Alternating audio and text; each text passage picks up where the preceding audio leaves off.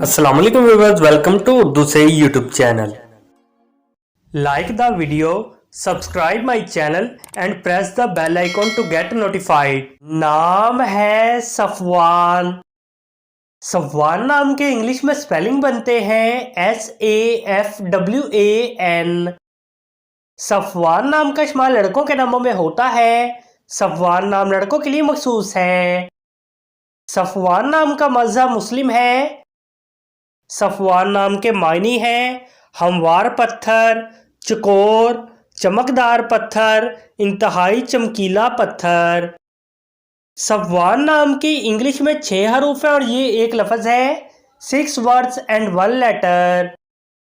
Safwan नाम के उर्दू में 5 हरूफ है और ये एक लफ्ज़ है।